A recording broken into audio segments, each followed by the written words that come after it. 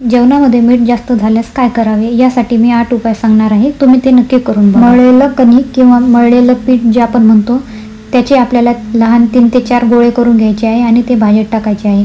त्यामुळे जे गोळे आहेत ते मीठ शोषून घेतात आणि आपले भाजीचे खारटचे प्रमाण कमी होते. कच्चा किंवा उकडलेला बटाटा झालेल्या भाजीमध्ये तुम्ही बटाट्याचे काप करून टाकू शकता. भाजलेले बेसन पीठ, भाजीमध्ये तुम्ही 1 ते 2 चमचे भाजलेले बेसन पीठ किंवा 2 ते 3 चमचे भिजलेली हरभऱ्याची डाळ तुम्ही टाकू शकता. लिंबाचा रस 4 ते 5 थेंब तुम्ही लिंबाच्या रसाचे तुम्ही भाजीमध्ये टाकू शकता. नंतर आहे दही, दह्याचे 2 ते 3 चमचे तुम्ही भाजीमध्ये टाकू शकता, त्यामुळे खारटपणाही कमी होईल. नंतर आहे ब्रेडचे तुकडे करून तुम्ही भाजीमध्ये टाकू शकता, त्यामुळेही भाजीचा खारटपणा कमी होण्यास मदत होईल. नंतर आहे काजूची पेस्ट करून तुम्ही इथे यूज करू शकता. आणि लास्ट उपाय आहे तुपाचे 2 ते 3 चमचे आपल्याला भाजीमध्ये टाकायचे आहे.